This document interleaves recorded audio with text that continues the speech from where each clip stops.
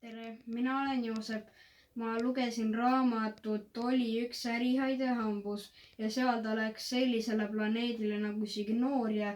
Seal ründasid neid verepuud ja ta sai veel endale uue sõbra ja seal kohe nende verepuude kõrval oli tulemägi ja seal all oli üks kraater.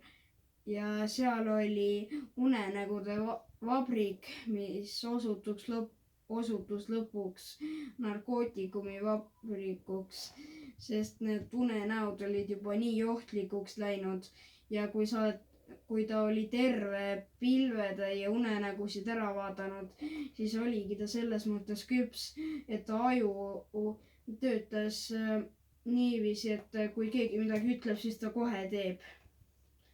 Ja siis tema selle sõbra nimi oli Puruloru ja nad pandi kongi, seal aitasid neid rotid ja nad olid tagaotsitavad, kui nad olid põgenenud sealt narkootikumi vabrikust ja nad siis lõpuks said oma koduplaneedile tagasi ja siis politsei pani selle narkootikumi vabriku kinni.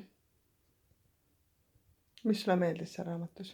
See, et ma sain teada, et oosepid on põhimõtteliselt nagu dollarid. See raha siis seal või? Jah.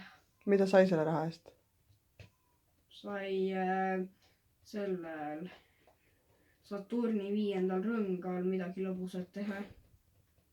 Aga kes see oli üks oli veel, et räägi temast rohkem? See oli tulnukas, kes sõitis komeetidega ja ta oli kuu tagaküljel üks tuntumaid seiklejaid.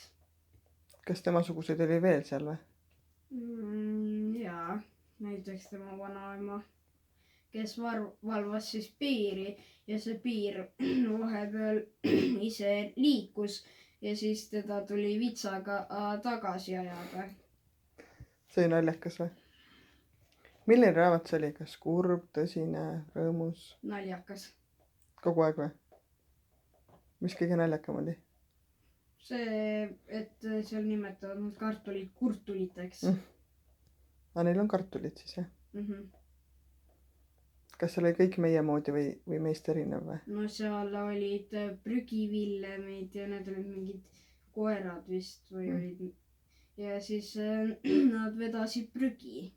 Ja neil oli lukk, et kui nad midagi ära söövad, saab selle luku lahti teha ja sealt ta selle või mille välja võtta. Mis sa veel tahad rääkida sellest? Mis sa õppisid raamatust? No, et kui oled liiga uudishimulik, siis võib sul tulla jama. Mis jama seal oli? See, et ta oli nii uudishimulik, läks sinna planeedile ja siis ta sattus sinna narkootikumi vabrikusse. Ja ta tegi seal kogemata, ta lihtsalt rääkis niisama ja siis nad tegidki sellest, mida ta rääkis, unenäo, kuidas ta sööb ja siis nad andsid neile verepuudele seda ja nad kärvasid ära, nii et 6 tundi nad olid ilma päris söögita, sõid seda und nii-öelda ja siis nad lihtsalt suridki ära. Ja siis see Puruloru sai oma maale tagasi minna.